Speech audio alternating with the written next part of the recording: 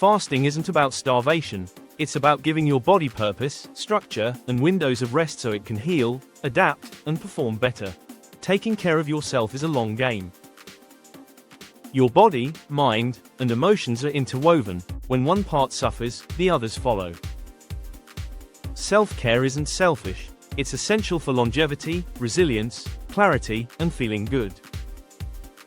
Intermittent fasting, is one tool, not a silver bullet, that many use to structure eating, improve metabolic flexibility, simplify nutrition, and potentially gain health benefits. But it only works well when layered on a foundation of good habits, rest, and consistency. Today, I'll walk you through what intermittent fasting is, why people use it, and for whom, risks, cautions, and who shouldn't attempt it unsupervised, how to start methodically and safely, lifestyle supports and self-care research, history, and caveats, what happens if you ignore your health baseline, motivation, and final thoughts. Let's begin.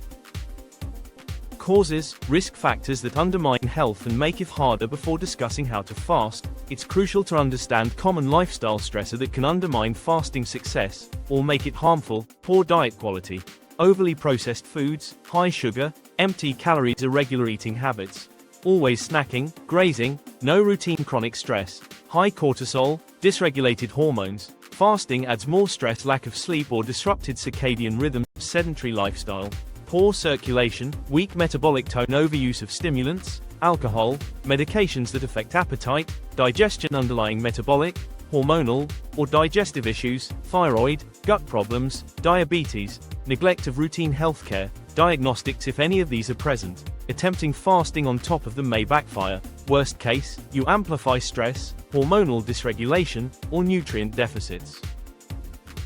When health habits erode long-term, a cascade of conditions can emerge: obesity, metabolic syndrome, insulin resistance, type 2 diabetes, cardiovascular disease, hypertension, dyslipidemia, non-alcoholic fatty liver disease, NAFLD, chronic inflammation, oxidative stress, poor immune resilience, frequent infections, hormonal dysregulation, thyroid, sex hormones, cortisol imbalance, gastrointestinal disorders, IBS, dysbiosis, malabsorption, bone health loss, muscle wasting, frailty, mood disorders, cognitive decline, fatigue. Fasting is a tool, but if your baseline is weak, the tool may not yield benefits and could stress your system further.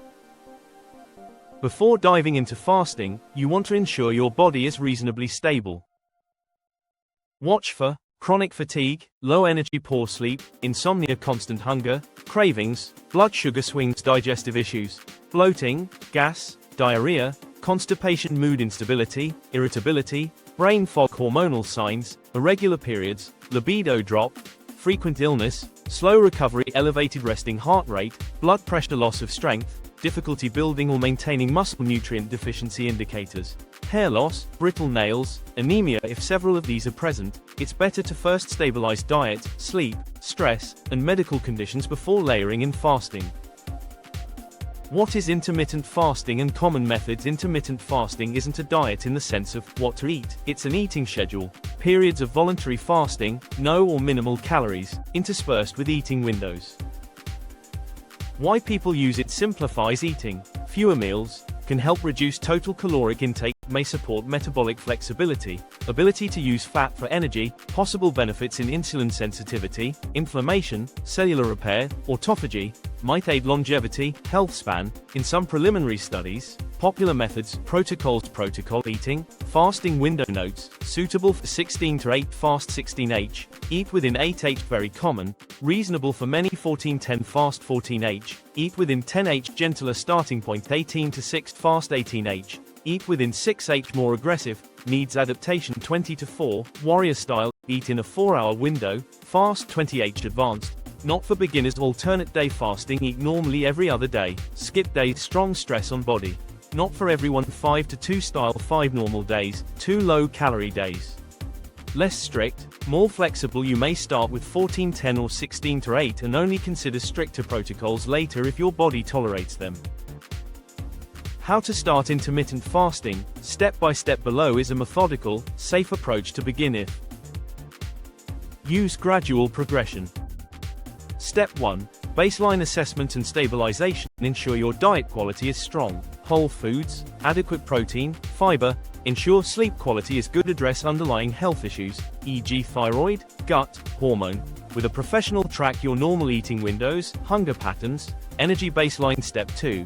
Choose a starter protocol for most beginners, 14-10 or 16-8. Pick fasting from, say, 8 p.m. to 12 p.m. next day, 16-8, or 8 p.m. to 10 a.m., 14-10. Use a calendar or app to mark it. Step 3. Adjust meals, calories, macros in the eating window. You still must supply your body with calories, protein, micronutrients. Do not overcompensate by binging or poor food choices. To maintain a slight calorie deficit. For fat loss, or maintenance, for general health, spread protein and micronutrients within the window. Step 4. Hydrate and use non-caloric fluids during fast. Water, herbal tea, black coffee, if tolerated, no sugars, cream, or caloric drinks. Electrolytes, sodium, potassium, magnesium, may be helpful, especially early days.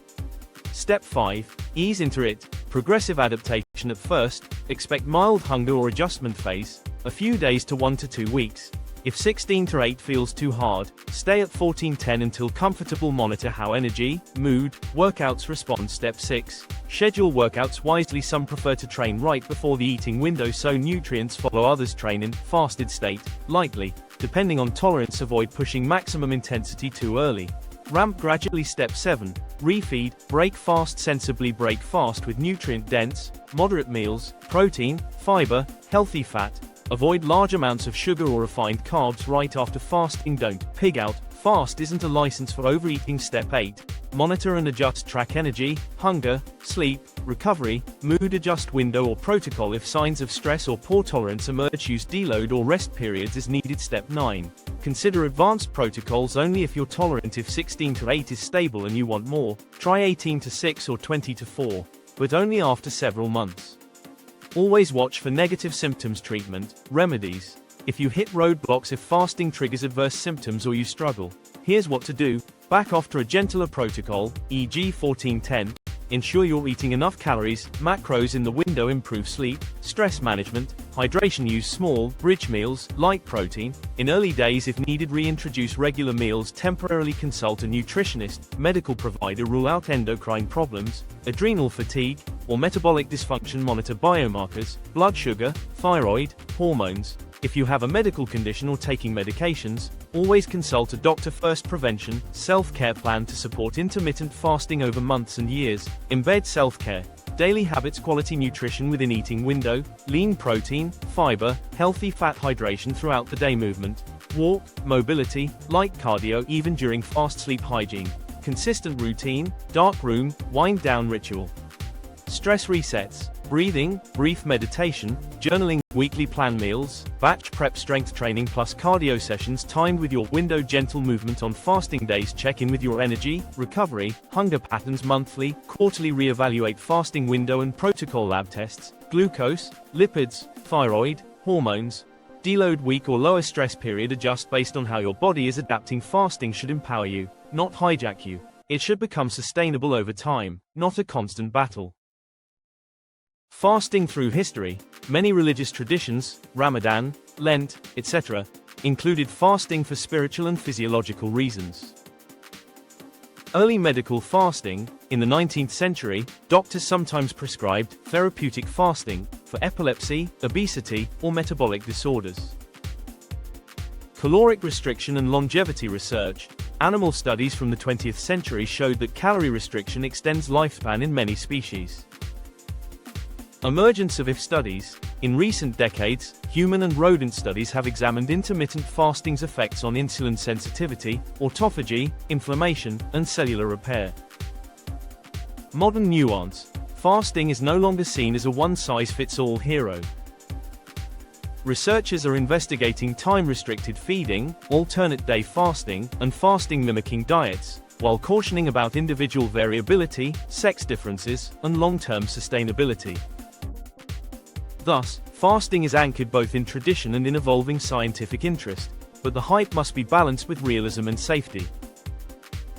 If you try to fast without preparing your body, or ignore signs of strain, hormonal disruption, cortisol, thyroid, sex hormones, chronic fatigue, low energy, poor workout performance, muscle loss, disordered eating, hunger dysregulation, sleep disturbances, increased stress and cortisol, nutrient deficiencies, weakened immune system, metabolic rebound or yo-yo, weight cycles, psychological stress around food. In short, if you ignore your baseline health and jump into a strict fast, you may do more harm than good. Intermittent fasting can be a powerful tool, but only when used carefully, intelligently, and in alignment with your body's readiness. Think of it as a tool in your toolkit, not a miracle shortcut. Begin gently, 14-10 or 16-8, support it with good sleep, nutrition, movement, stress control, and medical oversight. As your body adapts, you can experiment with more advanced windows, but always monitor for signs of imbalance. Your body is your long-term project. Use fasting when it helps, but don't let it become a source of chronic stress. With consistency, patience, and awareness, you can unlock many benefits: improved metabolic health, resilience, mental clarity, and more confidence in your habits. This content is for educational purposes only and does not replace medical advice. If you are pregnant, breastfeeding, have diabetes, eating disorders, or any chronic illness or taking medications, please consult a qualified healthcare provider before initiating intermittent fasting or any dietary change.